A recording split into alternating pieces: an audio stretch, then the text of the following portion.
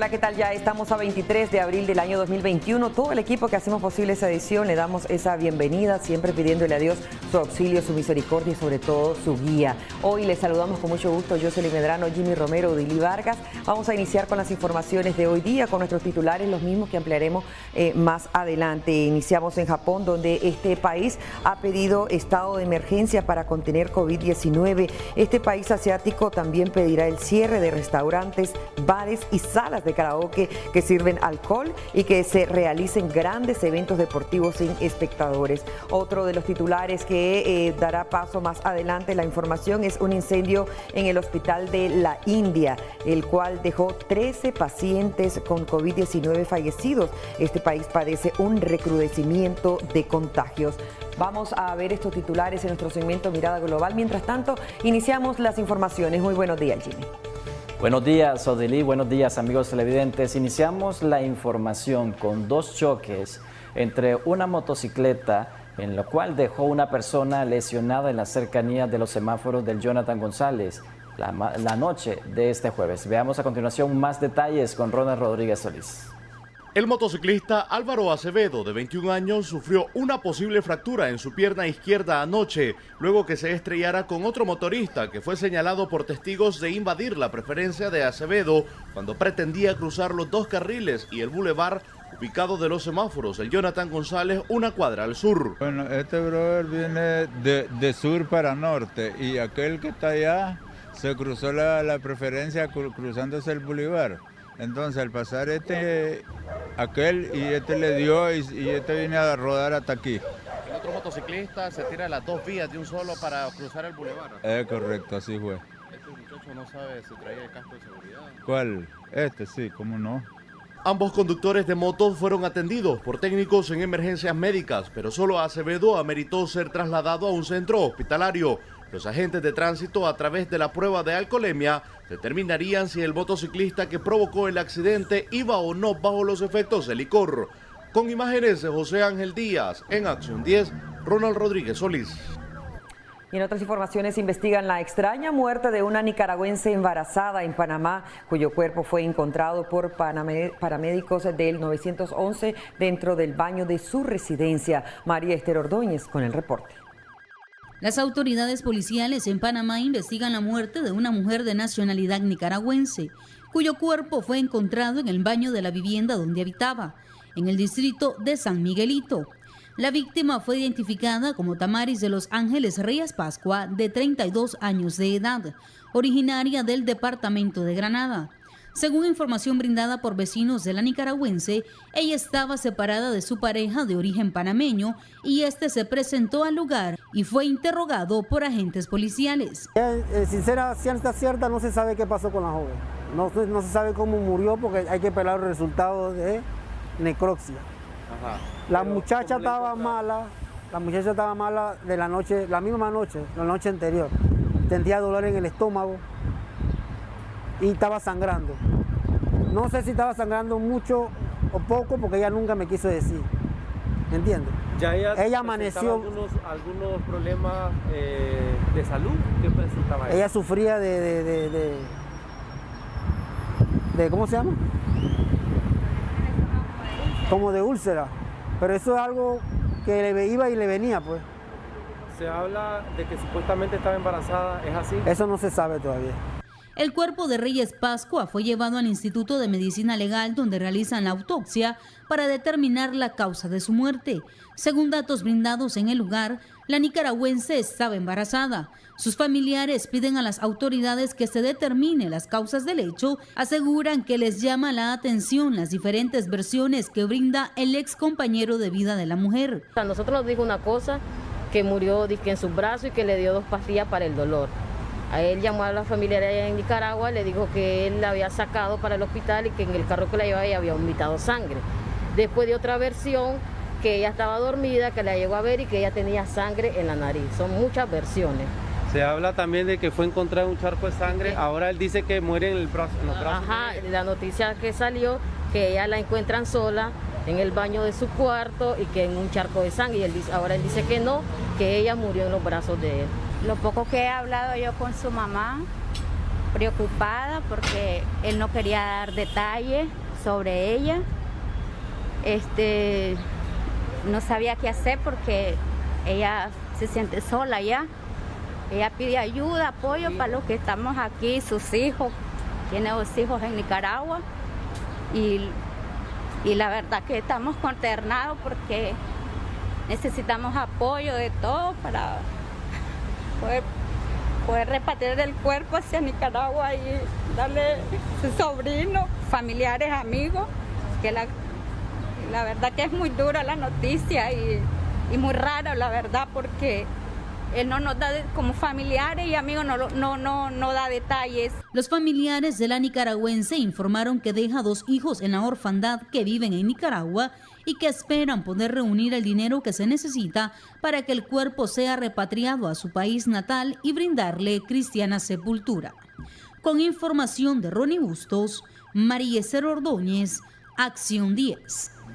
En más información, familiares de la nicaragüense que fue encontrada muerta en Panamá exigen a las autoridades de ese país se investigue el caso y a su vez apelan al buen corazón de nuestra teleaudiencia para poder repatriar el cuerpo de su pariente. Más detalles a continuación. Familiares de la mujer de 32 años de edad que fue encontrada muerta en Panamá apelan al corazón de nuestros televidentes para lograr reunir más de $2,000 que necesitan para repatriar el cuerpo de la mujer. Según cuando yo hablé con el marido de ella, el compañero que está allá en Panamá, él me decía de que ella le había agarrado un dolor y que había sangrado por la nariz el día anterior del día domingo. Y que él había querido llevar al médico, pero ella no había querido. Entonces, al día siguiente, el día lunes, él dice de que él le dijo llevarla al médico, pero ella no quiso. Lo único que le dijo es de que ella quería dormir, descansar, y se fue a dormir y que ella después allí ya la encontró muerta. Esa fue la versión que él me dio a mí.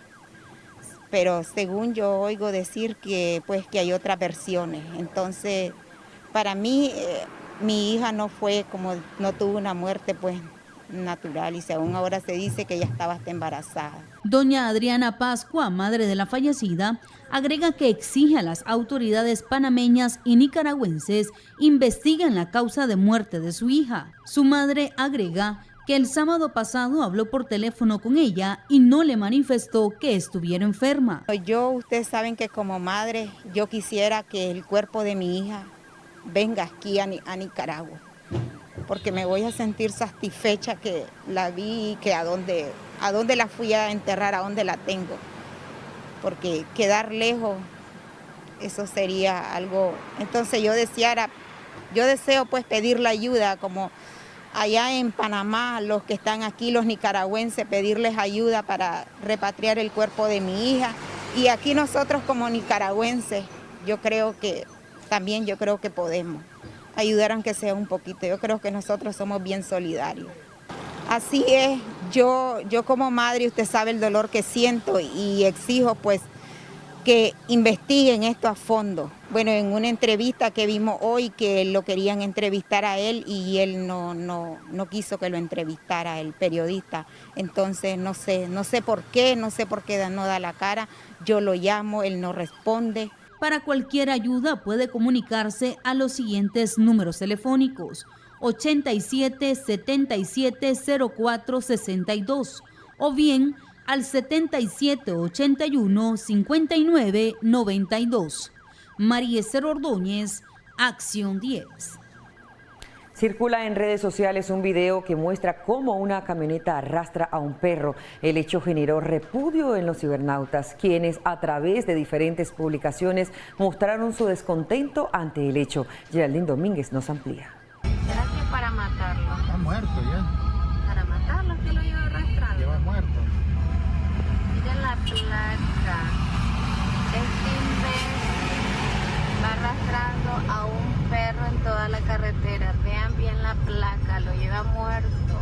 Video que se hizo viral en las redes sociales mostrando cómo de forma cruel un perro es arrastrado por una camioneta que circulaba por la carretera de Acoyapa ha causado repudio en la población cibernauta. la que se dedicó a ubicar al dueño y la procedencia del vehículo en la que se involucra a una empresa de publicidad, la que por medio de un comunicado aclara que la camioneta que está circulando en las redes sociales no es propiedad de dicha empresa, que el vehículo fue vendido el 28 de diciembre del año 2020 al ciudadano Rodrigo Javier Sandoval García. Dicho comunicado dio a conocer también el número de cédula y celular del propietario de la camioneta. Se intentó llamar para tener la versión del señalado, pero el dispositivo móvil sale en buzón. La empresa lamenta la situación y condena este tipo de hechos, expresando su respeto a la vida de cualquier ser vivo. En Acción 10, Geraldine Domínguez. Y nuestra periodista Jocelyn Rojas se trasladó hasta Matiguás para conocer más a fondo sobre el trágico accidente que cobró la vida de 8 personas. Además, estuvo presente en la vela de las víctimas. Más detalles a continuación. Aumentó a 8 la lista de personas fallecidas en el trágico accidente de tránsito ocurrido la noche de este miércoles en la comunidad Paso Real, ubicada entre Muy y Matiguás. Aquí fue donde ocurrió la tragedia. Según lo que refieren algunos testigos, es que el conductor de esta camioneta, identificado como Pedro Pablo Paladino, perdió el control y terminó impactando por la parte trasera del camioncito, provocando que los cuerpos cayeran esparcidos en el pavimento. El hecho ocurre cuando las víctimas estaban abordando el medio para trasladarse a Matiguás, después de participar en un culto de acción de gracia por el cumpleaños de uno de los miembros de la congregación. Una camioneta Nissan repentino y se pasó llevando todos los hermanos a impactar al camión. Ahí hizo iba matando gente por ambos lados, tirando gente a ambos lados y prensó al hermano Neida y la dejó encima del motor y su niño lo dejó desbaratado por debajo de la camioneta.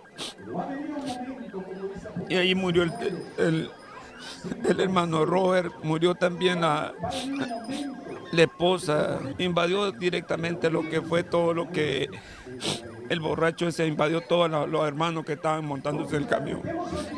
Y ahí fue donde dio la mortandad de responsabilidad completamente del conductor. Sí, que se salió fuera del pavimento. El camión los hermanos estaban afuera del pavimento.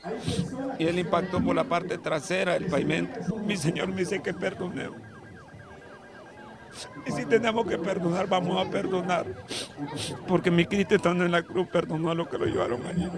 No condeno a nadie por toda la tragedia. Que miren las autoridades que van a hacer por nosotros, no vamos a condenar a nadie, ni vamos a jugar a nadie. Eso es lo que les puedo decir. ¿Cuál es su nombre, caballero? Manuel Tinoco Alanís.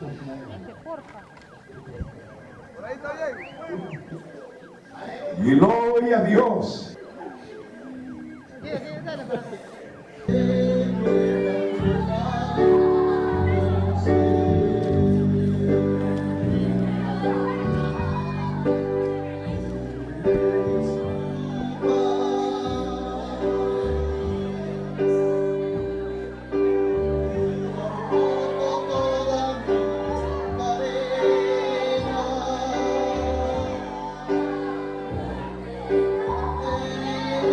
Porque de tal manera amó Dios al mundo, que ha dado a su Hijo unigénito.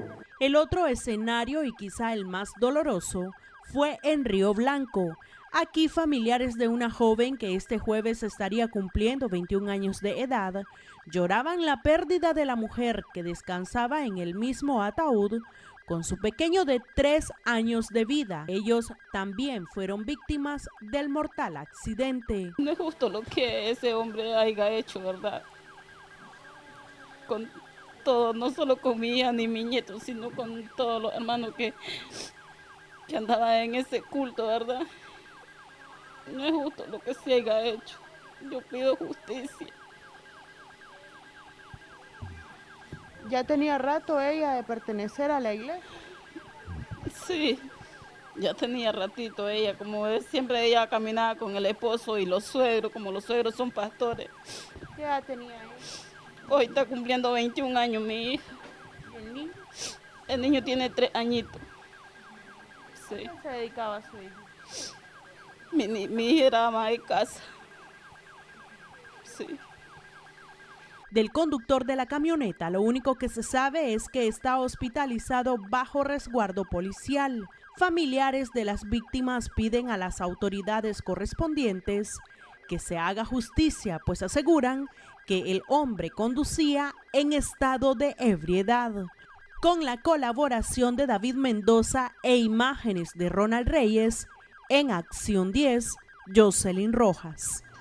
Nuestras más sinceras condolencias a cada una de la familia que ha perdido un ser querido y también pedimos sus oraciones, nuestras oraciones a lo alto para que nuestro Señor Jesús también dé la salud a aquellas personas que aún están hospitalizadas luego del accidente. Pero en relación al tema, la vicepresidenta y vocera gubernamental Rosario Murillo informó que la cifra de personas fallecidas en este accidente registrado en Matiguás podría ascender al pasar de las horas debido al crítico estado de salud en el que permanecen. Detalle de su intervención con Marjorie Vargas. En su intervención de este jueves, la vicepresidenta Rosario Murillo dio a conocer que el número de víctimas por el accidente sucedido la noche de este miércoles en la comunidad Paso Real puede aumentar debido a que varias personas aún se debaten entre la vida y la muerte, mientras otras 7 murieron de forma instantánea. Y lo peor de esto es que la persona que produjo, que es responsable del accidente, no solo iba a exceso de velocidad en una camioneta de la que perdió el control, sino que iba en estado de ebriedad. Y por eso insistimos tanto, si maneja, si va a manejar, no tome. 7 personas fallecidas, 10 personas lesionadas, algunas graves. O sea que puede aumentar el número de fallecidos. El conductor de la camioneta, identificado como Pedro Escorcia, de 65 años, se desplazaba a exceso de velocidad por el kilómetro 152, carretera hacia Muy, bajo los efectos del licor. Para Acción 10, Marjorie Vargas. Sea Dios tomando el control en la salud. Vamos de inmediato a una breve pausa comercial y ya regresamos. Continuamos con Acción 10 en la mañana.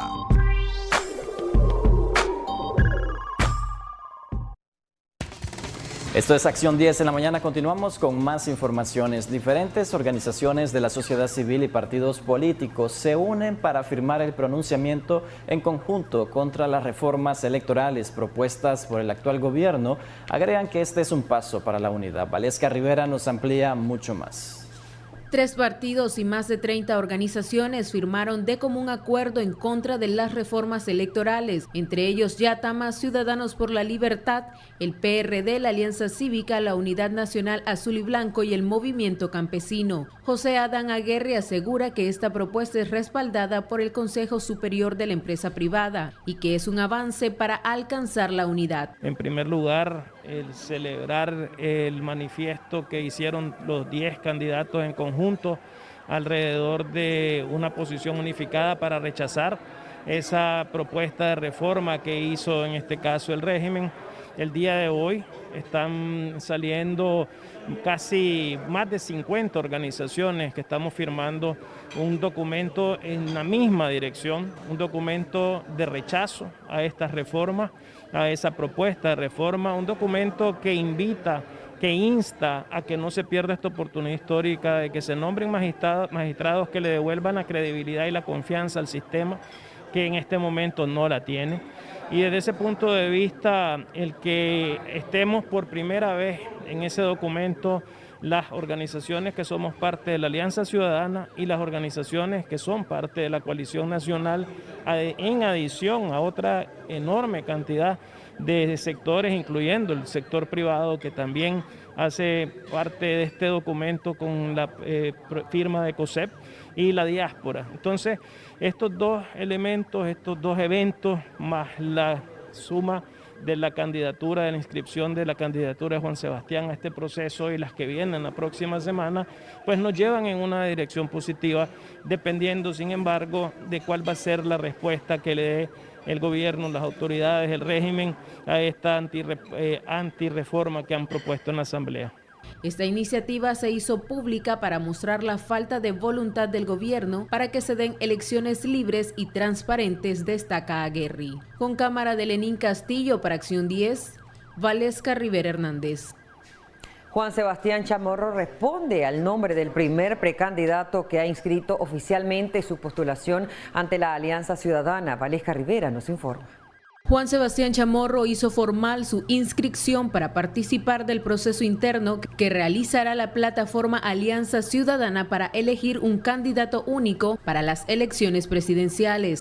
Que por compartir el objetivo de que la candidatura para presidente de la República sea seleccionado con la más amplia participación ciudadana, me comprometo a someterme al procedimiento de selección establecido por la Alianza Ciudadana, a acatar sus resultados y, en caso de no resultar ganador, no me postularé en otra opción electoral y respaldaré la candidatura seleccionada.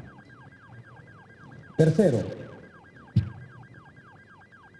que por compartir la demanda de que se brinde a los ciudadanos las condiciones necesarias para elecciones libres, competitivas y observadas, en caso de resultar seleccionado como candidato, acataré la decisión que tome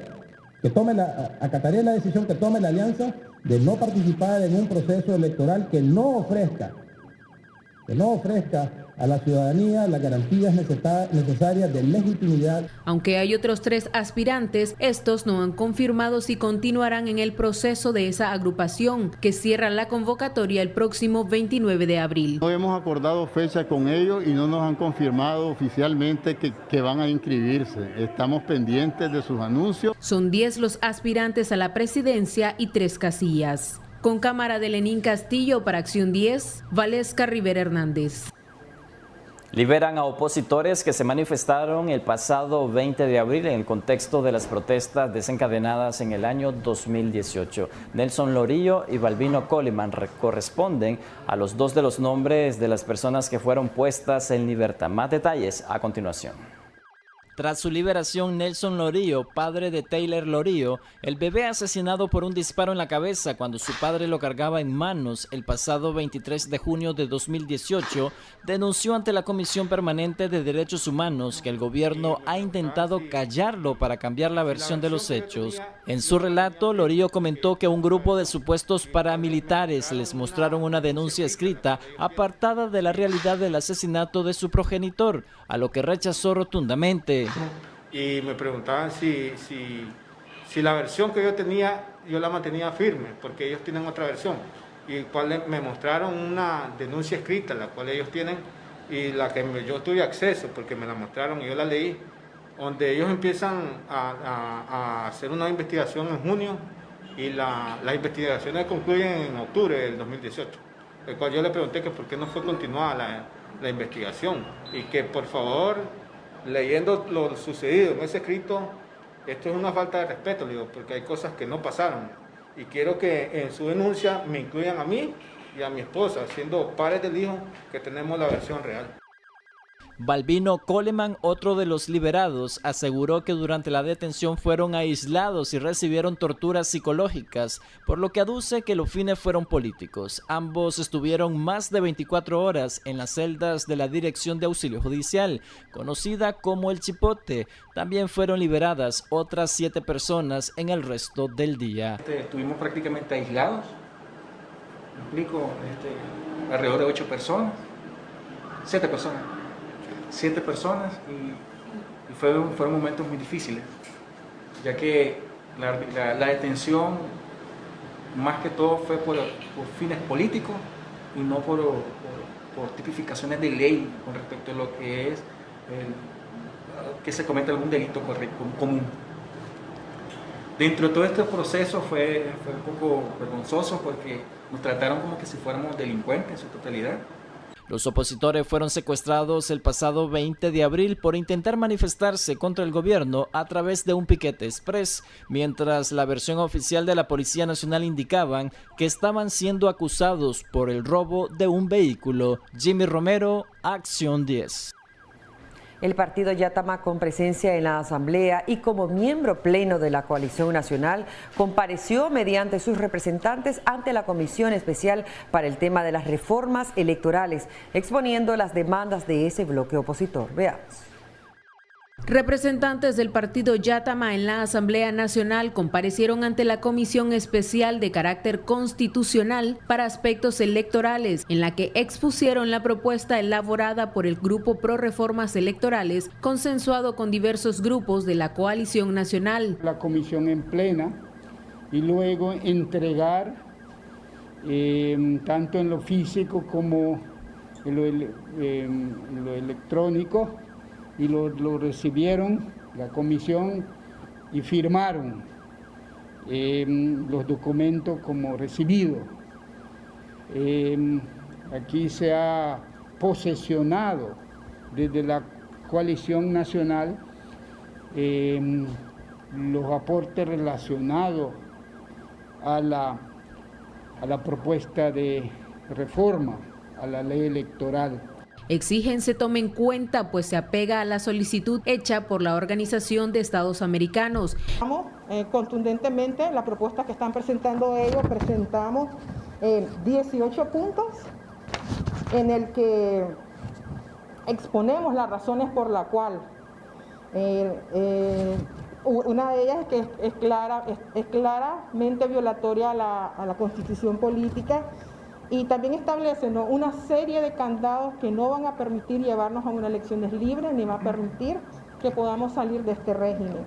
Entonces, el posicionamiento tiene 18 puntos. De lo contrario, dicho proceso no tendrá legitimidad, destacan miembros de esas organizaciones. Con cámara de Lenín Castillo para Acción 10, Valesca Rivera Hernández. Alto comisionado de Naciones Unidas para los Refugiados solicitó apoyo a la comunidad internacional para atender a migrantes nicaragüenses exiliados en Costa Rica. María Esther Ordóñez nos informa mucho más. A través de sus redes sociales, la Agencia de la ONU para los Refugiados ha solicitado apoyo de la comunidad internacional para ayudar a más de 85,000 nicaragüenses que salieron del país, según informa el organismo, desde el año 2018, cuando se dieron las protestas antigubernamentales. El alto comisionado de la ACNUR, Felipe Grandi, asegura que estas personas solo tienen acceso a un tiempo de comida. I am in a small village in northern Costa Rica, very near the border with Nicaragua. This is the area through which refugees fleeing Nicaragua enter Costa Rica. There are about 85,000 Nicaraguan refugees, asylum seekers in Costa Rica that started fleeing in 2018. This is not a high-profile crisis like the Venezuelan refugees, like the situation in northern Central America. This is a crisis that sometimes has been forgotten. Según la Unidad de Refugiados de Migración, desde diciembre de 2020 se reanudó sus operaciones y ha recibido un promedio de 1.237 solicitudes al mes. ACNUR exhorta a la comunidad internacional a prestar atención a las circunstancias en las que se encuentran las personas nicaragüenses refugiadas y solicitantes de asilo, conforme la pandemia exacerba sus necesidades y situación de vulnerabilidad. It is a big crisis. Many people are suffering. Costa Rica is a generous host but needs help.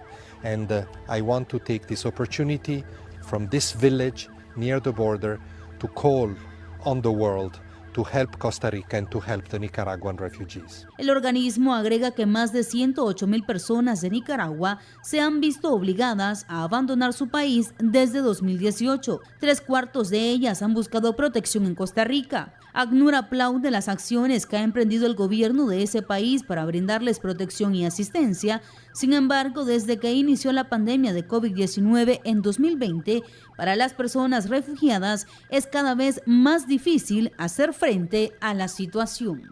María Esther Ordóñez, Acción 10. Es momento de hacer otra pausa comercial. Ya regresamos con más información en Acción 10 en la mañana. Ya regresamos con Acción 10 en la mañana.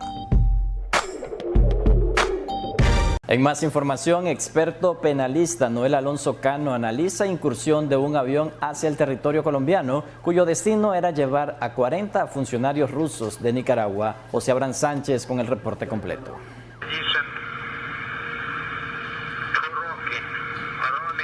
El lunes 19 de abril, una aeronave de origen ruso con 40 funcionarios ingresó al espacio aéreo de Colombia por coordenadas no autorizadas, siendo interceptado por la aviación de ese país. Finalmente, la aeronave fue autorizada a salir del espacio aéreo colombiano con destino a Nicaragua. Para el experto penalista, ex estudiante de aviación, doctor Noel Alonso Cano, el movimiento es muy extraño. La OASI es el organismo internacional encargado de establecer las normas, las rutas, la forma, los procedimientos de los vuelos que se dan a nivel internacional entre los diversos países.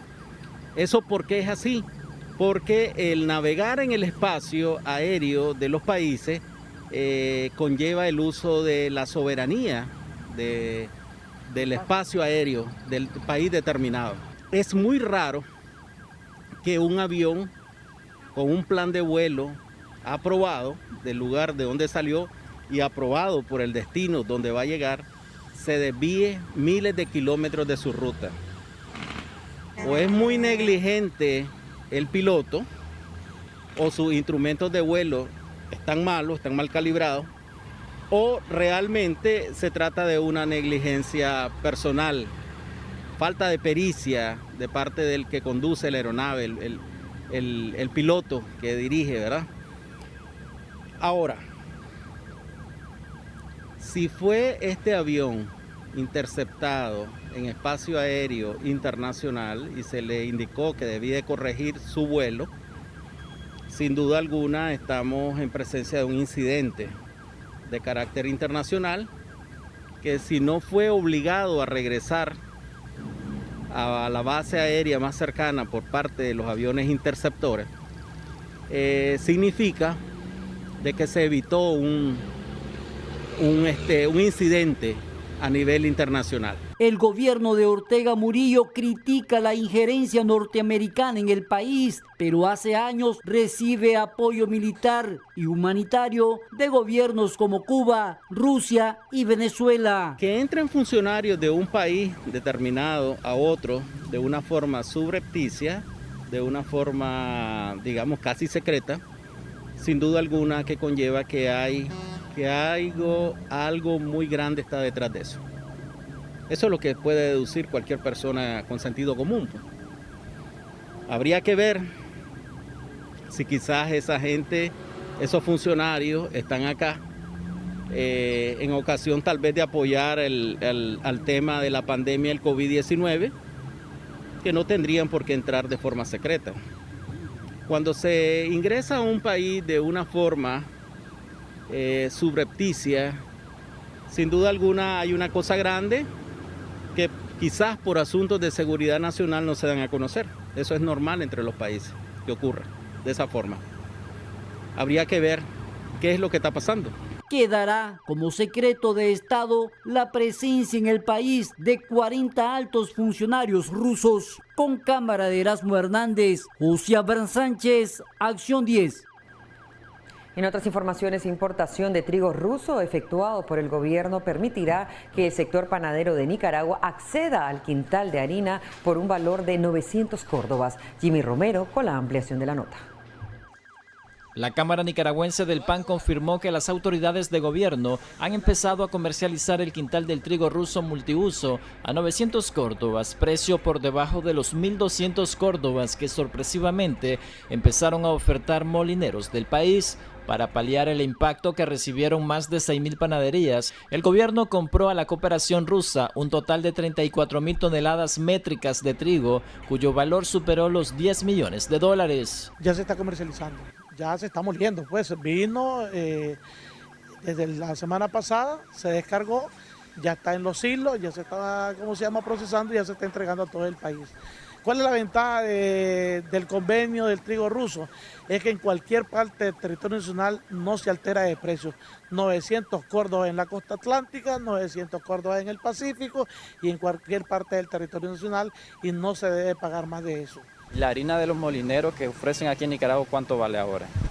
Bueno, van a tener que competir con la harina multiuso del trigo ruso, porque si se quedaron con esa harina que era cara, van a tener 3 cosas: o poner al mismo precio o bajarla de precio, pero nadie le va a comprar una harina cara, pues, porque nadie está por comprar cosas caras.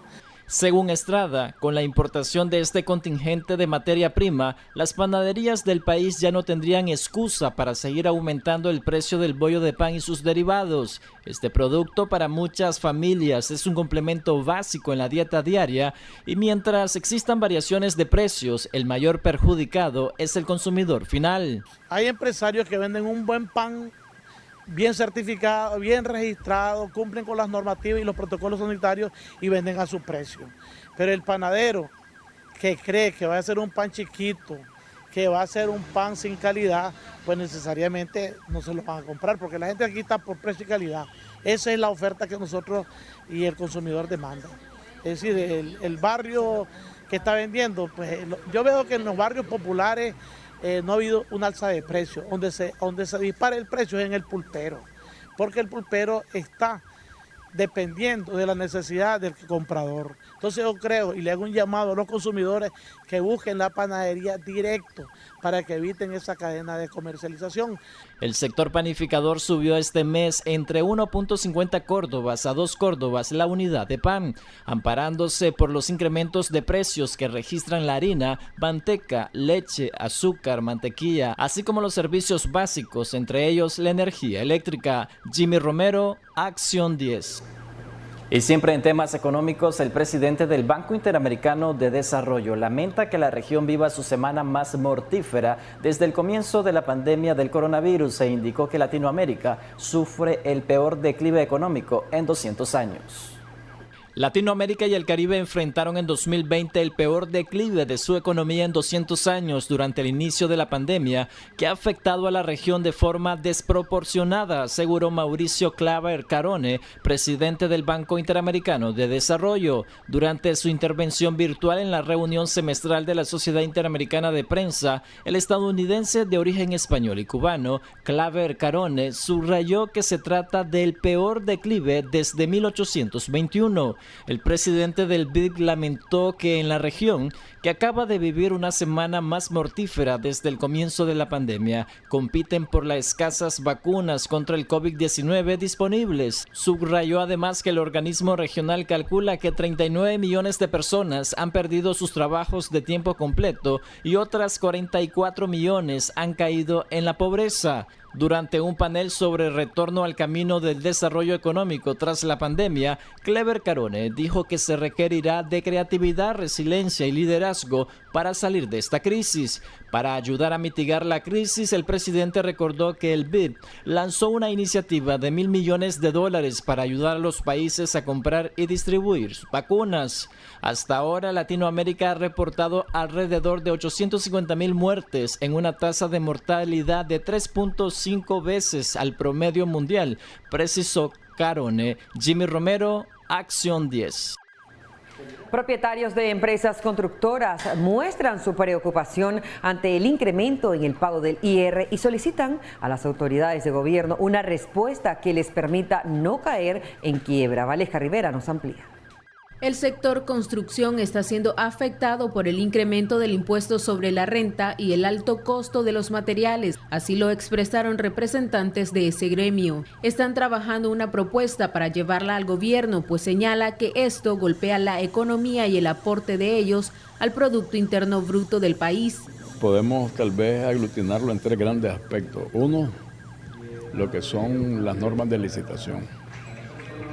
Ahí tenemos muchas observaciones sobre la ley que queremos que puedan ser mejoradas para una participación más equitativa. Segundo, sobre el IR, que está asfixiando a la empresa constructora.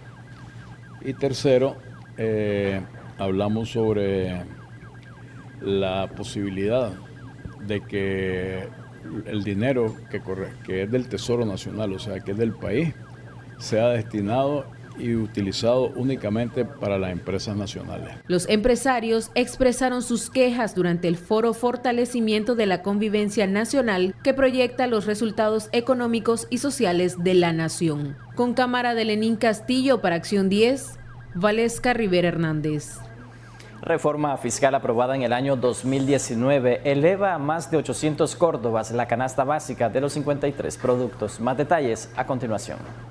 La Cámara de Comercio y Servicio de Nicaragua aseguró que ya había advertido sobre las graves repercusiones económicas que presentarían las familias con la iniciativa de reformas a la Ley de Concertación Tributaria enviada por el gobierno en la Asamblea Nacional.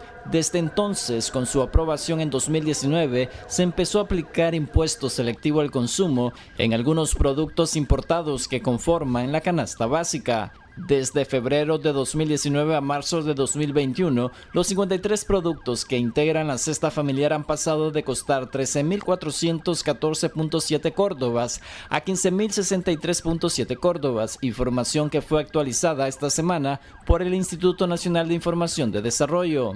Entonces la canasta básica sí se ve afectada porque ahora los productos son más caros. El producto promedio, por ejemplo, el papel higiénico, fue afectado más caro, productos de limpieza son más caros, ciertas pastas son más caras. Entonces al final eso sí afecta, ¿me explico? O sea, eso es real. Entonces por eso consideramos que es importante que se revise la Ley de Concertación Tributaria y nosotros como Cámara lo hemos venido diciendo. Michael Marenco, economista independiente, considera que otro factor que hace difícil costear la canasta básica son los incrementos de precios que registran los carburantes en Nicaragua. Las variantes en los combustibles han representado para la economía un indicador para conocer los aumentos de precios en algunos productos y servicios básicos.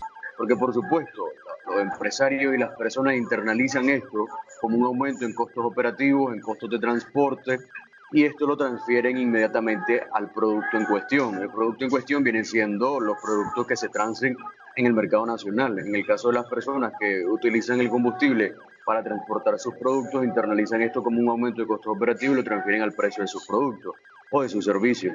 De tal forma que se genera un efecto de encadenamiento en toda la economía, lo que propicia, por ende, presiones inflacionarias. Estas presiones inflacionarias, a su vez, impactan directamente sobre distintos bienes y servicios, que es lo que hemos observado con el tema de la canasta básica. Desde diciembre del año pasado, la Cámara de Comercio y Servicios de Nicaragua y la Cámara de Industrias de Nicaragua están a la espera que el gobierno convoque a los empresarios a reunirse para revisar el impacto de la reforma fiscal. La misma elevó también tributos a empresas y motivó el contrabando de cigarrillos en Nicaragua. Jimmy Romero, Acción 10.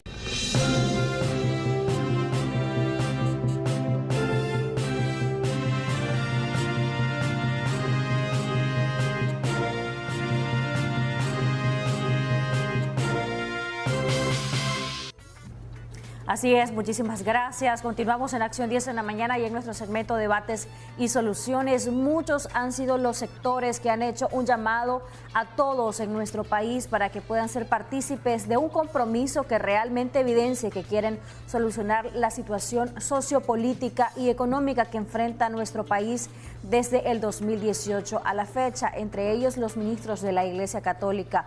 Uno muy conocido, Monseñor Rolando Álvarez, obispo de la diócesis de Matagalpa. Él en reiteradas ocasiones en sus homilías ha dicho que se tienen que poner en los zapatos de la gente prácticamente en distintas oportunidades. Ha criticado incluso a los sectores de oposición. Y hoy vamos a hablar justamente, Jimmy, de ese compromiso en la solución de la situación política de Nicaragua.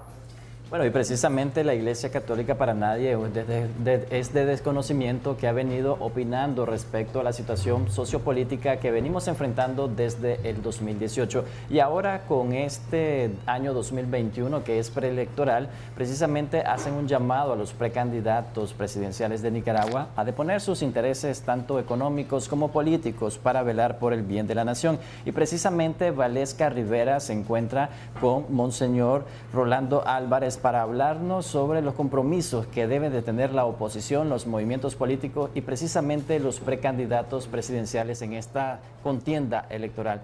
Adelante, Valesca, te escuchamos. Buenos días, gracias por estar con nosotros en el segmento Debates y Soluciones. Esta vez hablaremos con Monseñor Rolando Álvarez sobre la situación de la Iglesia Católica y su papel dentro de esta lucha cívica desde el 2018. ¿Qué tal? Buenos días, Monseñor. Qué bien que nos pueda acompañar en este segmento para abordar tantos temas que son de interés en relación a la política de Nicaragua y también el papel que juega la Iglesia dentro de este rol. Quizás inicia hablándonos específicamente sobre esto. En primer lugar, agradecerles la invitación y la paciencia que me tuvieron, porque si no mal recuerdo, hace 6 meses me comenzaron a invitar, pero bueno, estábamos en cuarentena por la pandemia y luego la agenda pastoral bien llena cuando comenzamos la fase inicial de reapertura. Nosotros como iglesia somos pueblo de Dios y en ese sentido siempre sufrimos con el que sufre, lloramos con el que llora y reímos con el que ríe. Y como pastores siempre acompañamos a este pueblo que nos ha sido confiado. Como dice el Papa Francisco, algunas veces delante de él para guiarlo, conducirlo, otras veces en medio de él para fortalecernos y fortalecerlo, y otras veces detrás de él para poder descubrir lo que el Divino Espíritu nos dice a través de los signos de los tiempos, de las situaciones y de los eventos que experimentamos como pueblo. De tal manera que pienso pues que fundamentalmente esa ha sido y es nuestra misión como iglesia y como pastores en todas estas situaciones difíciles, críticas y durísimas que nos han tocado vivir a los nicaragüenses. ¿Qué cosas cree deben de considerarse para cambiar el panorama de lo que se está viviendo en este momento en Nicaragua? Pienso que es muy importante la buena voluntad de todos los nicaragüenses, la certeza y la convicción que necesitamos hacer cambios fundamentales que nos permitan no solo la convivencia pacífica, sino también encontrar las soluciones justas y democráticas para que el país se estabilice y para que nuestro pueblo pueda salir de la extrema pobreza y poder también encontrar caminos de estabilidad, de justicia, de desarrollo humano integral y sostenible. Y justamente para lograr la democracia, que es lo que están buscando los nicaragüenses, ¿a qué sectores les toca ser diligentes? Bueno, yo pienso que tenemos que ser corresponsables. No creería que algún nicaragüense se debiera sentir ajeno a la situación difícil y crítica que estamos viviendo y a poner su granito de mostaza para poder juntos encontrar esas soluciones que definitivamente tienen que ser cívicas, pacíficas y democráticas. Eso implica pues que todos los sectores, todas las instituciones, todos los grupos, todos los partidos, todos los nicaragüenses debemos de sentir esa urgente llamada de la historia y del Señor de la historia para poder sacar adelante nuestro país y superar estas crisis que estamos viviendo.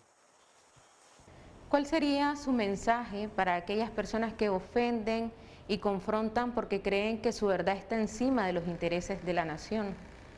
Bueno, en el mensaje para el inicio de la Cuaresma, el 17 de febrero de este año, los obispos en el numeral 5 decíamos que es necesario superar toda descalificación, confrontación y acciones que vayan contra el ejercicio cívico y democrático al que aspiramos y anhelamos los nicaragüenses, y que para ello es necesario de poner actitudes de poder, de individualismo y buscar los caminos de conversión hacia el bien común. Ya se han cumplido 3 años del estallido social y siempre se vio el acompañamiento de la Iglesia en esta lucha cívica, un papel que fue muy cuestionado por algunos sectores políticos. ¿Cuál sería su mensaje para estas personas?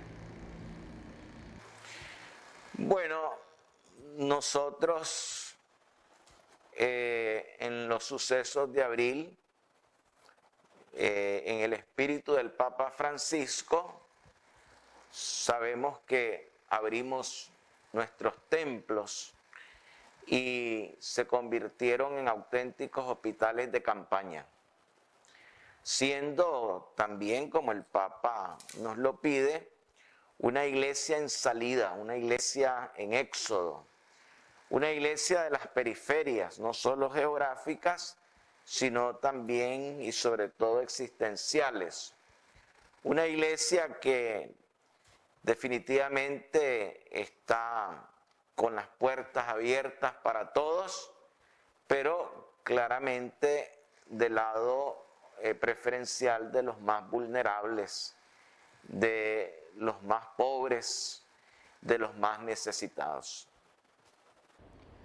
Usted ha enviado mensajes claros a los grupos de oposición, a los aspirantes también a ser presidentes en Nicaragua. ¿Cuál sería el mensaje que les enviaría este día después de que ha recibido duras críticas? ¿También usted?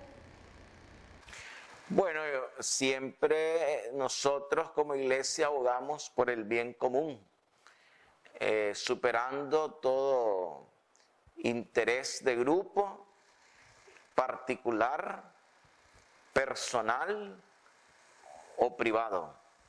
El bien común prevalece porque es el bien de la comunidad, el bien de la sociedad, el bien de las inmensas mayorías que son los pobres, los muchos que tienen poco o casi nada.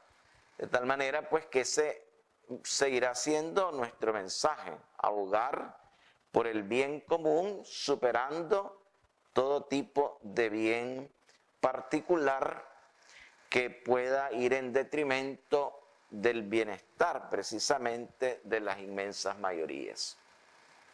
Recientemente se hizo una campaña en redes sociales precisamente por la última homilía que usted realizaba. ¿Qué mensaje le manda específicamente a esas personas que se refirieron a usted y al hecho de no vincular a la iglesia con la política? Bueno, yo en realidad no soy un visitador frecuente de las redes sociales. Por los fieles y por los amigos y en general pues la feligresía nuestra, me di cuenta que a algunos o algún sector les había causado molestia mi homilía de ese domingo, pero yo obviamente no en ningún momento me di por aludido, de tal manera pues que nosotros seguimos proclamando a Cristo, vencedor de la muerte y del pecado, y seguimos animando la esperanza del pueblo de Dios, haciendo como lo realizó la Iglesia Latinoamericana desde los años 70, una opción preferencial siempre por los más pobres. ¿Hay comunicación entre la Iglesia Católica y el gobierno? ¿Cuál sería su mensaje para ellos? Pues yo pienso que siempre tenemos que ser personas de puertas abiertas, ¿verdad? En ese sentido, personas de consenso, personas de conciliación y que busquemos el bien común, el bien de la patria y tener la capacidad para que juntos podamos superar estas crisis, como he dicho, que nos afligen a los nicaragüenses y encontrar esos caminos cívicos de solución pacífica y de democracia. ¿Va a continuar hablando sobre los temas de la nación? Bueno, la doctrina social de la Iglesia es parte fundamental de la evangelización. La evangelización sería incompleta si no está dirigida, no toma en cuenta y no hace incluso al hombre, a la mujer, protagonista de ella. Porque Cristo ha venido a redimir al hombre, al ser humano. Cristo ha venido a redimir a este hombre del aquí y del ahora. El Papa San Juan Pablo II afirmó que el primer camino que tiene que recorrer la Iglesia es el hombre.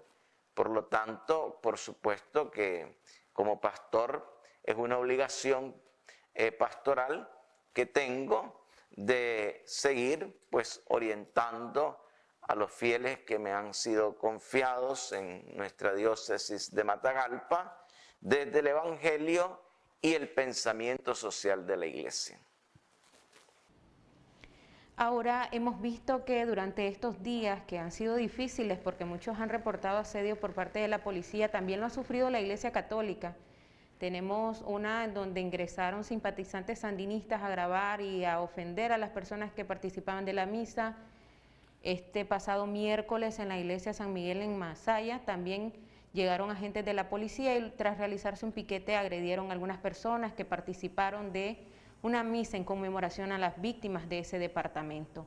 ¿Sigue siendo perseguida la iglesia? ¿Siguen siendo perseguidos los sacerdotes que están apoyando o respaldando al pueblo? Bueno, vamos a seguir insistiendo que es importante superar todo tipo de confrontación, de descalificación, que es importante abonar a un clima de paz, de justicia, de verdad, de libertad, de conciliación, de consenso entre todos los nicaragüenses y pues de poner toda acción que vaya en detrimento de esa convivencia pacífica que necesitamos en Nicaragua. Hay gente o fanáticos que se han dedicado a perseguir específicamente a algunos de los sacerdotes. Es el caso del padre Edwin Román, que recientemente tuvo que dar persecución a alguien que lo estaba asediando y le estaba tomando fotografías. Por eso he dicho e insisto, ¿verdad?, que tenemos todos los nicaragüenses que sentirnos corresponsables y que no creo que exista algún nicaragüense o algún sector que no sienta la urgente llamada de la historia y del Señor de la historia para buscar esas soluciones cívicas, pacíficas, democráticas que necesitamos.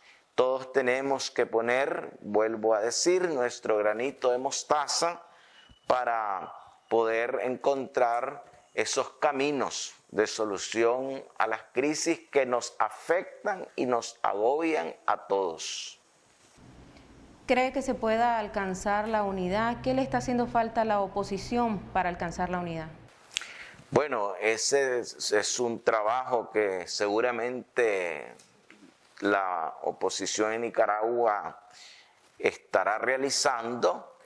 Lo único que podría decir que obviamente es una responsabilidad ante la historia por la cual ellos deben de ser pues muy comedidos, muy justos de cara al pueblo nicaragüense.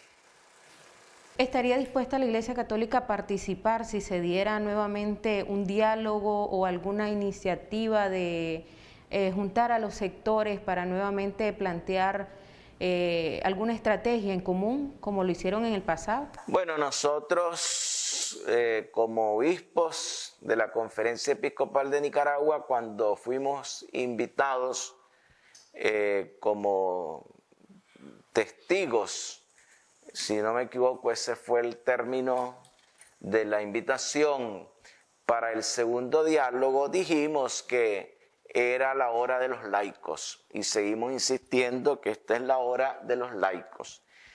También en nuestra respuesta a esa invitación expresamos que vamos a seguir acompañando, como lo estamos haciendo, a nuestro pueblo desde la oración y desde el ministerio de la palabra. Su mensaje a los familiares de presos políticos y también de las víctimas de abril del 2018. El dolor de un nicaragüense es el dolor de todos. Indudablemente todas estas situaciones que hemos vivido en Nicaragua nos han marcado como personas, han marcado nuestra historia y han marcado con dolor a muchas familias nicaragüenses. Y pienso principalmente en las madres. Por tal razón nosotros precisamente el domingo pasado hemos ofrecido las Eucaristías por la familia nicaragüense, por las madres nicaragüenses, para que puedan encontrar el consuelo, para que puedan fortalecer la esperanza y para que puedan sostener en su corazón pues vivo los anhelos de paz y de justicia. ¿Hay acercamiento por parte de las personas que están buscando justicia? ¿Han pedido alguna intervención a la Iglesia Católica en el tema de los presos políticos? Pues no formal ni oficialmente a nosotros como obispos, pero sí todos reconocemos el inmenso trabajo humanitario que ha realizado el señor nuncio apostólico, de tal manera pues que es importante en este momento una vez más reconocer públicamente ese arduo trabajo que el señor nuncio ha realizado en favor de las familias con hermanos nicaragüenses privados de su libertad. ¿Va a seguir siendo el mismo en sus homilías, Monseñor Rolando Álvarez? Pues yo pienso que sí, porque soy pastor y como pastor tengo la obligación moral de, como he dicho, seguir iluminando al pueblo de Dios desde el Evangelio y desde la doctrina social de la Iglesia. Si nosotros calláramos, las piedras hablarían. ¿Sienten temor? Bueno, temor reverente ante Dios nuestro Señor. Muchísimas gracias, Monseñor Rolando Álvarez, por habernos acompañado en este segmento tan gustado por todos los nicaragüenses, abrirnos las puertas también de acá de la Conferencia Episcopal. Gracias por habernos contestado muchas preguntas que los nicaragüenses también se estaban haciendo respecto a estos temas. Es todo lo que nosotros tenemos de momento. Hacemos pausa comercial, usted no le cambie.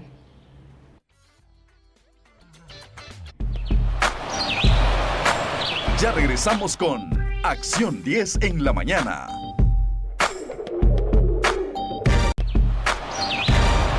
Continuamos con Acción 10 en la mañana.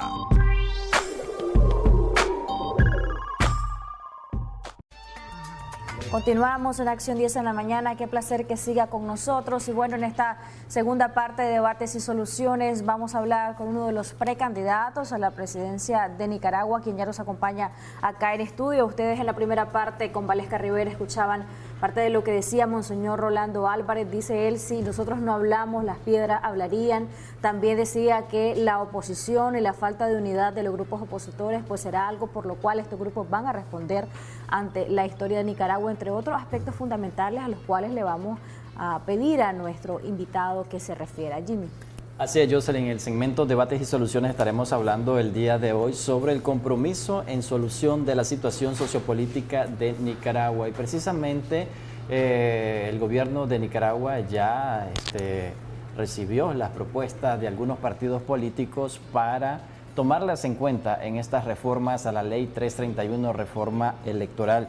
Y precisamente ya hay partidos de oposición que están presentando sus propuestas de magistrados a la Corte, al Consejo Supremo Electoral. Félix, muchas gracias por acompañarnos acá en Debates y Soluciones, precisamente hablando sobre este tema. ¿Cuál es la opinión que ustedes les merecen respecto a esta comisión que se ha creado para la selección de magistrados en el Consejo Supremo Electoral? Vemos que Yatama ya hizo sus propuestas y asistió a esta comisión. Yatama, que es parte, en este caso, de la Coalición Nacional, un partido que está representado por el diputado Brooklyn Rivera, y que prácticamente será una de las tantas preguntas que hacíamos cuando ustedes nos han visitado acá. ¿Cómo valoran esto? También se han presentado ya a este proceso de consulta que se aperturó el 21 recientemente, el 21 de este mes, se han presentado otros partidos como el PLC, como el Partido Conservador y también APRE, donde según publicación de algunos diarios y de algunas plataformas digitales, Félix, expresaron de manera oficial quienes lideran esta comisión que aparentemente tienen solo algunas observaciones hechas por el APRE y que en este caso la mayoría de los partidos que mencioné, con excepción de Yatama, están aparentemente de acuerdo con la reforma, según publicaciones recientes. Bienvenido, un placer conocerlo. Muchas gracias por la oportunidad de estar esta mañana con ustedes, gracias por la invitación. Efectivamente, como yo mencionaba en la última vez que estuvimos acá, donde hubo una pregunta alrededor de eso, nosotros respondíamos con total transparencia que hay un rechazo de parte nuestra como Coalición Nacional, como Unidad Nacional, hay un rechazo categórico de la reforma, pero a la par de ese rechazo tenemos la obligación frente al pueblo de Nicaragua, frente a la democracia, de hacer todo lo posible para revertirla, y eso ha implicado toda una estrategia de presión internacional que hemos estado redoblando esfuerzos las últimas 2 semanas, una estrategia política que implica utilizar los buenos oficios de un partido parlamentario, como es el caso de Yatama, para hacer llegar aproximadamente 18 observaciones fundamentales de la reforma, que no son todas.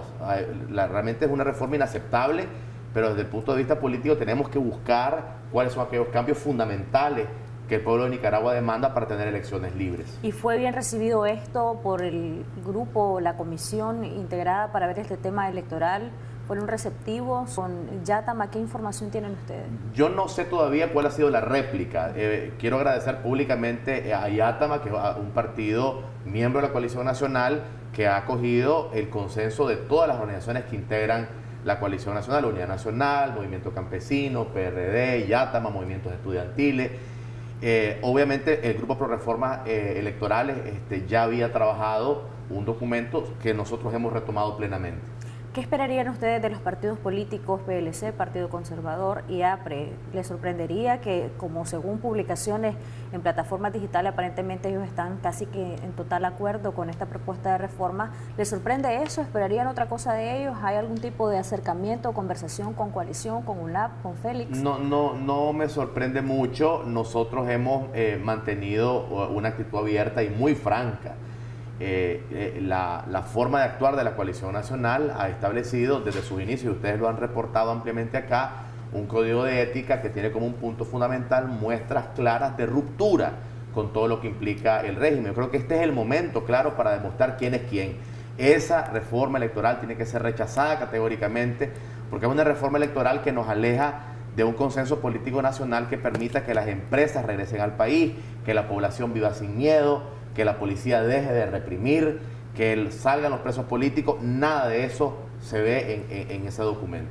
La coalición nacional confía de que el partido Yatama se imponga en esta comisión para la selección de magistrados del Consejo Supremo Electoral y así puedan tener la oposición elecciones libres, justas y transparentes como lo han venido demandando hace semanas. Yo creo que no se trata de un actor. Aquí hay que hablarle a la población con la verdad, con franqueza, poniendo las cartas sobre la mesa. Esto no se trata de que un partido tenga la capacidad de imponerse. Acá se puede imponer el pueblo de Nicaragua si hay un consenso nacional. Yo quiero aprovechar para decir que escuché con total atención la entrevista de Monseñor Álvarez, que me parece una voz pastoral, una voz profética de gran autoridad moral. Aunque en algún momento, Félix, disculpe que lo interrumpa, en algún momento se criticó a la Unidad Nacional Azul y Blanco y decían que estaban atacando a Monseñor Álvarez por las críticas que él hizo a la lista que se filtró de los candidatos a diputados de la UNAP. Si me permite, termino la idea anterior y respondo a su pregunta con mucho gusto, donde él decía de que para poder lograr todos estos cambios requerimos de un gran consenso nacional de cara al bien común.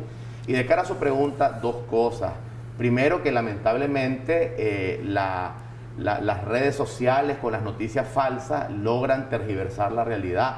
Se crearon muchas cuentas falsas en nombre de la Unidad Nacional, donde incluso gente muy bien informada creyó que era la unidad la que estaba incómoda por las manifestaciones de Monseñor. Si ustedes leen el comunicado oficial de la Unidad Nacional, dijimos que acogíamos con beneplácito las críticas, porque después de abril nadie tiene cheque en blanco, y que nosotros obviamente recibíamos esas observaciones de Monseñor y respondimos públicamente a las preguntas que él hizo. Pero yo quiero, además de eso, ya a título personal, dado tu pregunta, que yo como católico, como matagalpino, miembro de la diócesis de Matagalpa, te quiero decir de que nuestra actitud ha sido en todo momento la de escuchar esas voces, porque creemos que no es solo la voz de Monseñor, creo que es la voz del pueblo nicaragüense que quiere entender qué es lo que está pasando. En el caso de la Unidad Nacional, no creemos en el dedazo, y por esa razón hemos hecho un proceso de consulta, un proceso abierto, como por ejemplo lo hizo ayer Ceporelli. Es decir, ayer la lista para distintos precandidatos presidenciales se va a oficializar a través de un proceso abierto. La Unidad Nacional, la Coalición Nacional no lo ha hecho todavía, pero estos procesos democráticos de consulta son parte de la construcción de consenso. Justamente con esto de Ciudadanos por la Libertad, ya Juan Sebastián se inscribió en este proceso que tiene la Alianza Ciudadana y Coalición lleva su propio proceso. ¿Cómo estaríamos viendo el tema de la unidad? Decía Monseñor Álvarez, si los grupos de oposición no se unen, prácticamente tendrán que responder por eso ante la historia de Nicaragua. ¿Será que al final vamos a poder ver que el candidato seleccionado por Alianza Ciudadana y el candidato seleccionado por Coalición Nacional puedan competir y ser electos para ir en un solo bando y no en dos? En primer lugar, yo quiero desearle suerte a Juan Sebastián y a los otros candidatos de Ciudadanos por la Libertad. Hubiéramos preferido que el proceso se diera en el marco del documento de compromiso que se firmó en febrero, Nicaragua Primero, donde lo firmamos varios precandidatos, y nosotros desde la coalición veníamos insistiendo que buscáramos un mecanismo para seleccionar un candidato único, donde incluso en ese mecanismo puedan participar personas que no pertenecen a ningún partido, candidatos independientes, pero respetamos los procesos internos de las otras agrupaciones. La Coalición Nacional ha venido posponiendo, ha venido dilatando su proceso en espera que hubiera un acuerdo, porque nosotros mantenemos una puerta abierta, mantenemos una mano extendida. Comunidad Nacional particularmente hemos venido insistiendo que deberíamos encontrar un mecanismo conjunto para una candidatura única, no tanto por temas electorales, sino porque eso nos permitiría tener una voz, una interlocución nacional que permitiría cohesionar más a la oposición. Yo creo que no es muy tarde todavía, a pesar de que no es lo que quisiéramos, porque repito, hubiéramos preferido que fuera un proceso único. Si la coalición escoge una candidata o candidato y Alianza Ciudadana escoge un candidato o candidata, creo que es fundamental que hasta el último minuto haya un esfuerzo de unidad nacional. Nosotros no vamos a descansar hasta que logremos la unidad de todos los nicaragüenses de buena voluntad. Monseñor Álvarez decía, si nosotros caíamos las piedras, hablarían también en las anotaciones que hice de esta entrevista que nos brindó, por lo cual agradecemos mucho el tiempo de Monseñor y a aquellas personas que nos facilitaron el acceso para esta entrevista. También él decía pues que en cuanto a la pregunta que le hizo Valesca respecto al diálogo, únicamente precisó que seguirán acompañando al pueblo desde la oración y la esperanza, pero no fue enfático en decir si estarían o no dispuestos. ¿Ve Félix la posibilidad de otro diálogo y qué tan importante sería que los ministros de la Iglesia Católica fueran testigos, como ya lo vimos en una oportunidad? Yo creo que la Iglesia Católica, no solo recientemente, sino desde hace muchísimo tiempo, ha venido poniendo sus buenos oficios para encontrar una solución pacífica y haciendo un esfuerzo, como dije yo, te comento un artículo que escribí en el año 2014, que en su momento fue un poco criticado. Yo decía, no podemos esperar que solo los obispos sean los que se pongan al frente, los políticos tienen que asumir la responsabilidad, cuando la Iglesia hizo un llamado al diálogo en el 2014. Yo quisiera ver, y obviamente como católico veo a mi Iglesia con un rol profético, un rol pastoral, pero la falta de buena voluntad del régimen realmente ha dejado claro que, a pesar de esa labor que la Iglesia Católica y otros actores del país han venido mostrando, el régimen no tiene voluntad. Por esa razón yo creo de que un diálogo sin voluntad política, sin libertad de presos políticos, sin fin del Estado policial es inaceptable. Es inaceptable que se esté utilizando a personas nicaragüenses como monedas de canje en esta puerta giratoria, donde apresan a algunos, liberan a otros. Creo que para poder pensar en un diálogo se requeriría como mínimo cumplimiento de los acuerdos que ya se firmaron en marzo del 2019, libertad de los presos políticos, pero con esta reforma electoral que el régimen pretende impulsar, lo que se ve es una falta de voluntad. Decía Monseñor que son personas de puertas abiertas y de consenso. En este caso, me gustaría preguntarte, Félix, ¿realmente debemos de adecuarnos y adaptarnos a ver que líderes religiosos, no solo de la Iglesia Católica, hablen de temas políticos, hablen de temas de nación? Porque Monseñor Álvarez, al igual que Monseñor Silvio Báez, ha sido fuertemente criticado, sobre todo por los amigos que nos sintonizan y que son simpatizantes de la política gubernamental, y dicen cómo un sacerdote puede estar hablando de temas políticos, cómo se va a meter en temas políticos. Y él decía que parte de la evangelización es el protagonismo de los pueblos, de las naciones, y en este caso justificaba el hecho de hablar de estos temas que son de interés nacional, y dice que lo va a continuar haciendo. ¿Qué opina Félix? Mira, yo creo de que hacer esa crítica es un desconocimiento de la doctrina social de la Iglesia. Por ejemplo, ayer fue el Día de la Tierra. El documento más integral sobre el balance de la Tierra es realmente una encíclica papal escrita por el Papa Francisco. Vemos, por ejemplo, como encíclicas como Laudato Si, como Fratelli Tutti, por ejemplo, son verdaderos documentos de búsqueda de consenso y del bien común. Yo creo que en un país donde hay sufrimiento, donde hay presos políticos, donde hay represión, no debería haber separación entre las voces espirituales y las voces de defensa de los derechos humanos. Yo personalmente creo que en un país con instituciones tan débiles, donde no hay voces morales que hagan ese llamado a la paz, a la fraternidad, las voces de los pastores son voces fundamentales. Hablando sobre la Iglesia Católica, ¿ustedes consideran que todavía los obispos de Nicaragua podrían tener incidencia sobre el gobierno de Nicaragua, tomando en cuenta ese distanciamiento que se ha visto a raíz de la crisis de 2018, para que veamos unas elecciones tranquilas, en paz, sin ningún tipo de incidencia ni hechos que lamentar, como han venido ocurriendo en los últimos 3 años? ¿Consideras que la Iglesia Católica podría tener esa incidencia todavía en el gobierno? Yo creo que la Iglesia Católica es la voz moral de mayor peso en el país, así que definitivamente sí creemos que eso es fundamental, pero la actitud del régimen ha sido algo pocas veces visto en la historia de Nicaragua, no solamente un desconocimiento a voces de tanta credibilidad, sino un régimen de espalda al dolor del pueblo, de espalda a los desempleados, de espalda a las personas exiliadas. Aquí hay que plantear algo fundamental. Las elecciones de este año son elecciones, para decirle en lenguaje muy cotidiano, donde la bebemos o la derramamos. No es un tema político electoral. Aquí están saliendo todos los días empresas.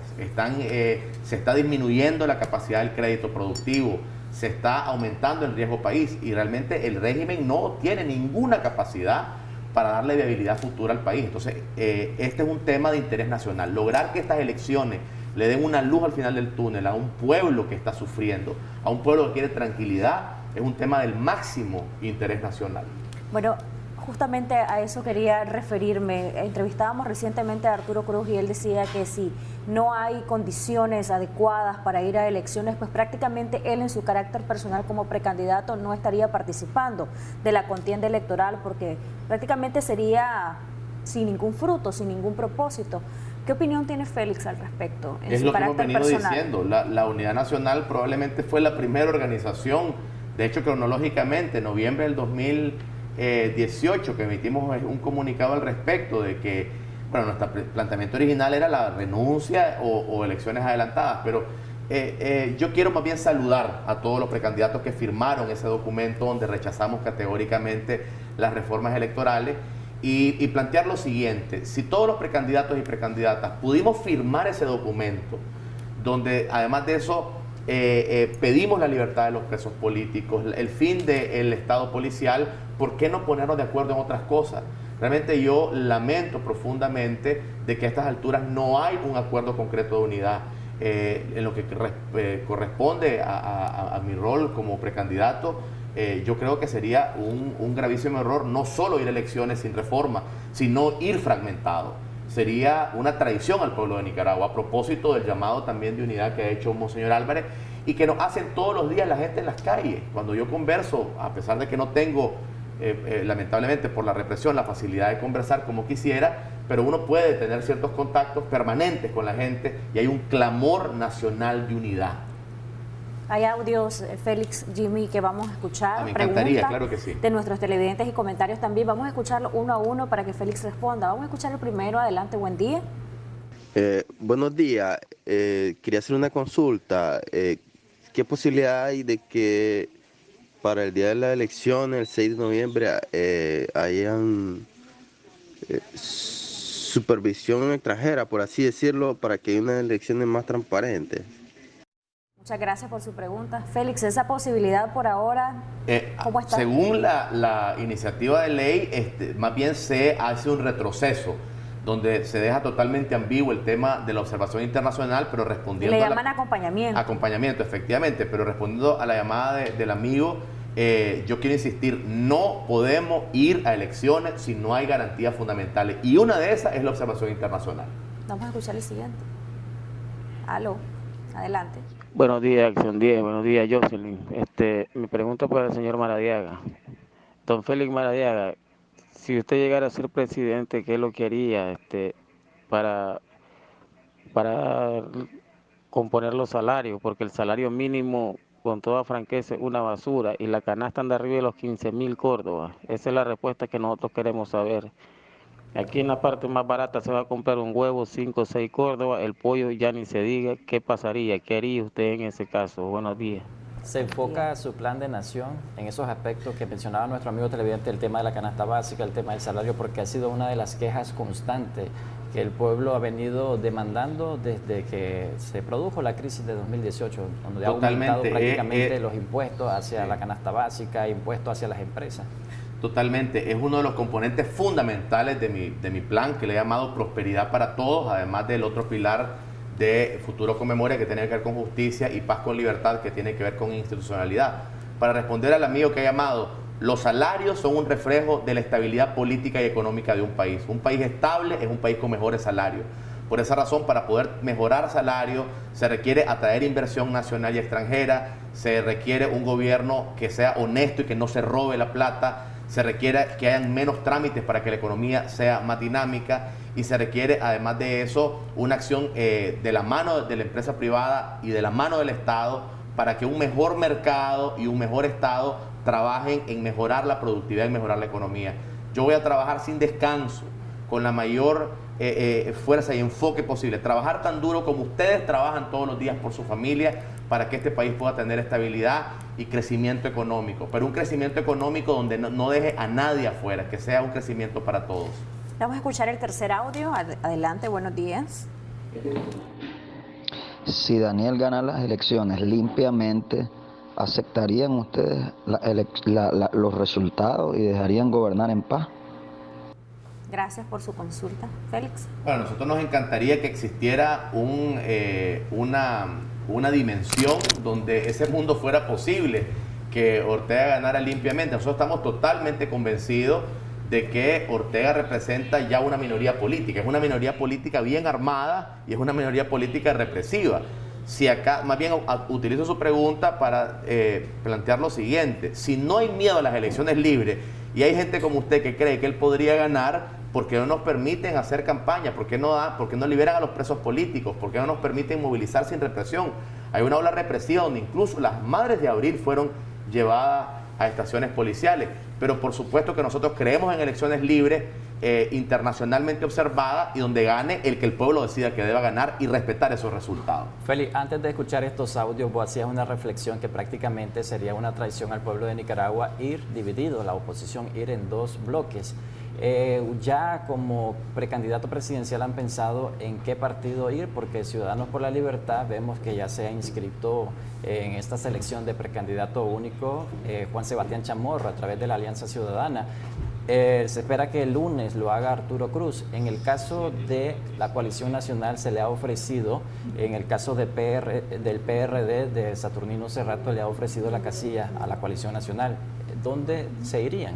Nuestro planteamiento es una gran alianza electoral en donde partidos como Yatama, como el PRD, como C por L puedan llegar a un acuerdo en una alianza electoral en la que participen plataformas como la coalición y como la alianza cívica. Pero necesitarían un partido para ir a estas La elecciones. ley electoral permite las alianzas electorales, permite las alianzas, entonces sería utilizando el esquema de alianza electoral. ¿Descartarían en todo caso ir con el PRD, no, con la casilla del PRD o con Ciudadanos por la Libertad? Es que sería decirte que nosotros ya colgamos los guantes de la unidad y la coalición no va a dejar de trabajar por la unidad, la coalición va a seguir clamando, pidiendo y trabajando por una alianza electoral, por la unidad. ¿Cuánto tiempo más van a continuar con esa esperanza de unidad? No vamos Porque a perder sabemos la que esperanza. realmente hay tiempos que se van a agotar en algún momento. ¿Y de quién depende este proceso? ¿Qué es lo que atrasa? Porque en la mente de la ciudadanía que se identifica con los sectores de oposición o que no se identifican tal vez con ustedes, pero no están de acuerdo con la política del gobierno del presidente Ortega y su partido, pues evidentemente muchos se preguntan, ¿pero qué es lo que atrasa? Entonces vienen los cuestionamientos y las hipótesis, intereses personales, que están peleando cuotas de poder, entre otras tantas hipótesis. ¿Qué le diría Félix al pueblo de Nicaragua en este momento? ¿Qué es lo que está atrasando ese proceso? ¿O quiénes lo están atrasando? Mira, nosotros como parte de nuestro testimonio y como parte de nuestro trabajo por la unidad, hemos decidido en el caso de la Unidad Nacional no responder a los ataques. Ustedes han visto, por ejemplo, que si hay una organización o hay un candidato más atacado con noticias falsas y con tergiversaciones, es el caso de este servidor. Y hemos decidido públicamente no señalar a nadie en el sentido de que sea de manera privada que tengamos esas conversaciones que nos lleven a la unidad. Pero debo responderle con toda la sinceridad al pueblo de Nicaragua y decirles que yo estoy llegando a un punto en que no entiendo por qué no se logra la unidad. Nosotros hemos dicho, Comunidad Nacional, no tenemos precondiciones, quiero decirlo públicamente y que quede en este programa documentado. No estamos pidiendo una sola cuota de diputados en particular, como mucha gente sospecha, ¿verdad? Nosotros hemos dicho, hagamos una consulta ciudadana y si a la unidad le corresponde un diputado, por darte un ejemplo, ¿verdad? Pues nos vamos con uno, si le corresponden 10, 10. Y si no hay condiciones electorales, no vamos a la Interesante el planteamiento por aquello de los pesos, a los cuales en reiteradas ocasiones se ha referido, por ejemplo, doña Ictí Monterrey de Ciudadanos por la Libertad, de que hay que valorar el peso político de cada organización, etcétera. Y ese es un planteamiento muy inteligente, que nos parece perfecto. O sea, ok, valorar los pesos, entonces hagamos una encuesta de los pesos particulares. El movimiento campesino tiene un peso importante, los estudiantes tienen un peso importante. Pero yo quiero reiterar el avance del documento que firmaron todos los precandidatos y decirle a la opinión pública que ese documento, a mí por lo menos, y creo que a todos ustedes nos deja claro que son más las coincidencias que las diferencias. Los que dicen, no, que no me uno con el otro porque ahí está la izquierda, porque ahí están los progresistas o porque aquí está la derecha. No, si esto no es un asunto de izquierda y derecha, esto es democracia contra dictadura. Por esa razón, ante la pregunta que hasta cuándo, yo quisiera que la unidad se hubiera dado hace mucho tiempo. En este programa hace rato decía que yo quisiera ver, por ejemplo, un mes de abril donde se anunciara la unidad y no se logró. Y quiero reiterar que no vamos a dejar de trabajar por la unidad. Félix, al parecer hay precandidatos presidenciales que tienen la voluntad de esa unidad, pero al parecer son los partidos o los dirigentes de movimientos políticos que son los que están impidiendo esa unidad que ustedes esperan. Efectivamente, la cordialidad que hemos visto entre los precandidatos es admirable. Yo por eso quiero reconocer públicamente ese gesto que tuvieron los precandidatos, incluso al margen de varias de sus entidades políticas, de firmar ese acuerdo. Ojalá que esa cordialidad que hay entre los precandidatos se pueda traslapar en voluntad política concreta para lograr la unidad. El pueblo demanda la unidad. Es que eso es algo interesante, porque por un lado vemos que en su carácter personal como precandidatos firman acuerdos, pronunciamientos que hacen sentir a la ciudadanía que están caminando por el mismo rumbo, pero ¿qué tan vinculantes son estos acuerdos a sus organizaciones políticas, a una coalición nacional, a una alianza ciudadana, por ejemplo? Mira, estás haciendo una pregunta sumamente importante y central. Yo quiero decir sin pelo en lengua una cosa, de que nosotros como coalición, ahí están nuestros gestos, nuestros actos concretos de voluntad política. Se firmó el acuerdo de Nicaragua primero en febrero y nosotros pospusimos nuestra selección de candidatos para cumplir con ese acuerdo de Nicaragua primero. Y por esa razón la coalición no había lanzado su proceso. Lamentablemente a veces vemos que es más complejo de lo que esperamos. En el caso de Alianza Ciudadana, por ejemplo, no se ve esa sincronización entre la acción de quienes ya se inscribieron, en este caso Juan Sebastián, y quienes podrían inscribirse con la organización en sí. Bueno, yo le deseo suerte a Juan Sebastián, le deseo suerte a los otros candidatos. Hubiera esperado que fuera en el marco del acuerdo que firmamos. El acuerdo que firmamos, donde la firma de todos nosotros vale. ¿Están incumpliendo ellos de alguna manera con ese acuerdo, Félix? Mira, yo no he conversado todavía con ellos, con los que han firmado sobre este tema, pero más bien quisiera ver la parte positiva, ¿verdad? Es decir, como hay una voluntad política de hacerlo, yo decía el día de ayer, en el contexto de tu misma pregunta, que sigamos manteniendo válido ese acuerdo y que la Alianza Ciudadana escoja su candidato. Nosotros tendremos que escoger ya el nuestro porque hemos esperado demasiado. Habíamos, repito, pospuesto nuestro proceso de selección para tener un candidato único y que luego los candidatos de los dos bloques logren un acuerdo. Pero recordemos que tenemos que unir en este momento esfuerzos para rechazar esa reforma electoral. ¿Por qué considera, Félix, de que estos partidos políticos, a pesar de que ya conocen ese acuerdo de entendimiento que han firmado los precandidatos presidencial, están jalando a esos candidatos para sus partidos políticos? ¿Qué intención podrían tener? Mira, te cuento, en la coalición no hemos tenido esa presión. Los precandidatos que firmamos el acuerdo hemos logrado paralizar cualquier proceso en la coalición. En el otro espacio, que es la Alianza Ciudadana, yo quiero ser bien respetuoso y no especular, porque sería irrespetuoso de mi parte decirte qué está pasando ahí. Pero solo puedo hablar por el espacio. En la coalición nacional firmamos el acuerdo y hemos parado la selección lo más que hemos podido, ¿verdad? De hecho, estábamos listos para hacerla en diciembre del año pasado.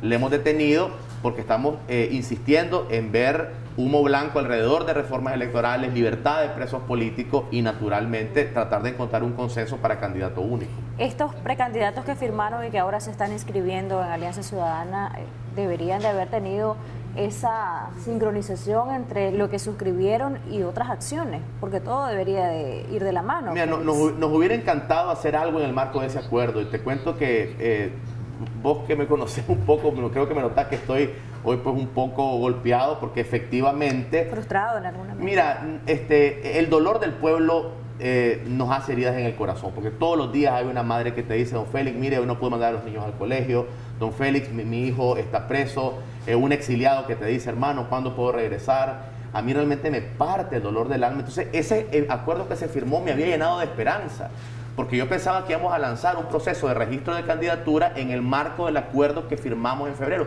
que tiene un nombre precioso: Nicaragua primero. Poner primero el dolor del pueblo, el dolor de los pobres, el dolor de los exiliados, el dolor de los desempleados.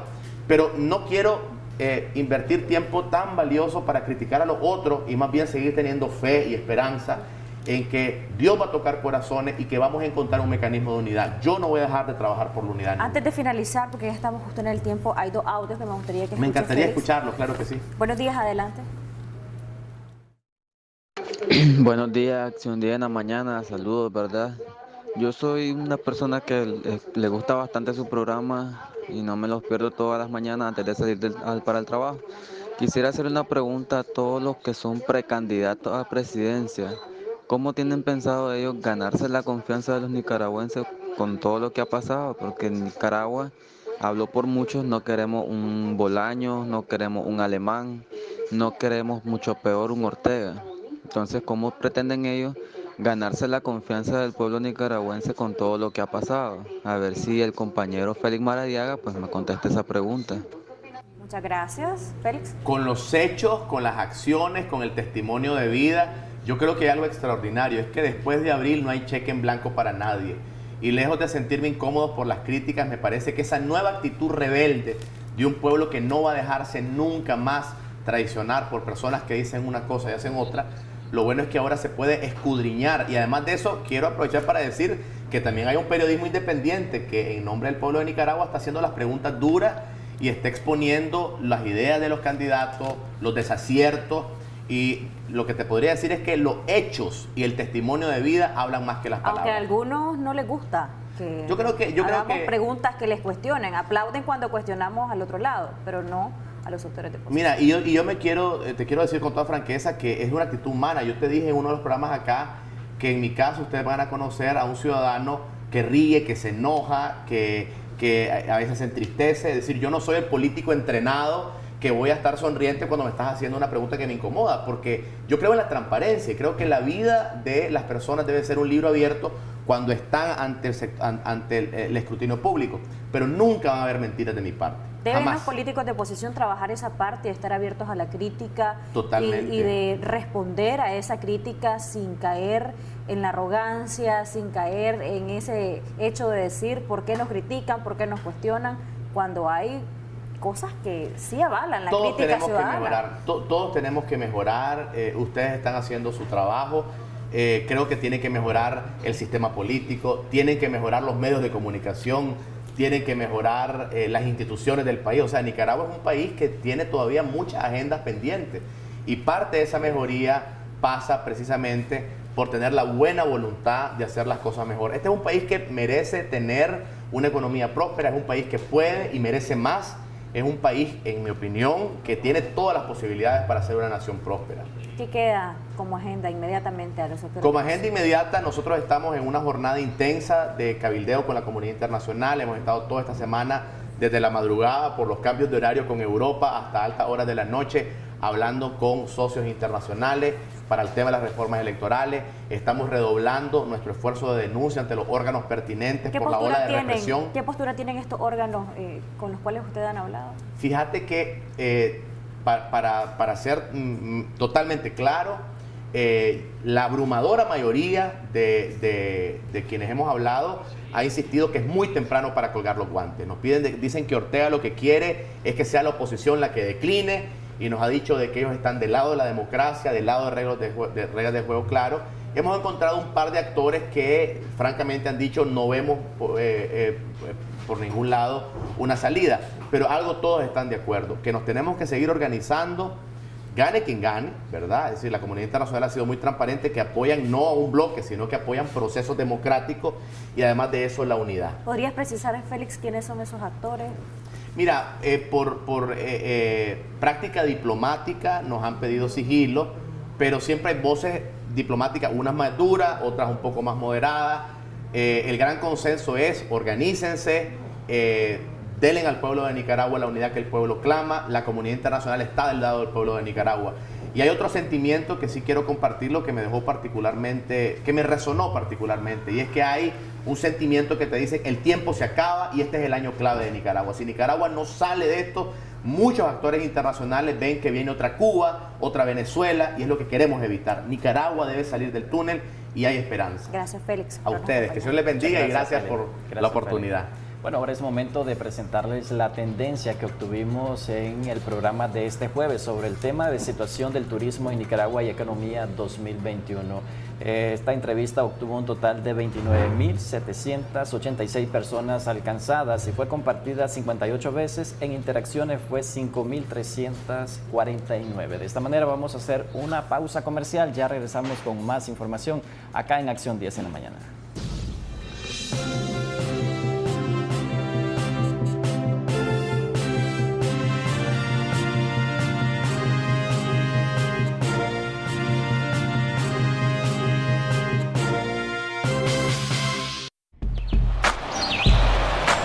Ya regresamos con Acción 10 en la mañana.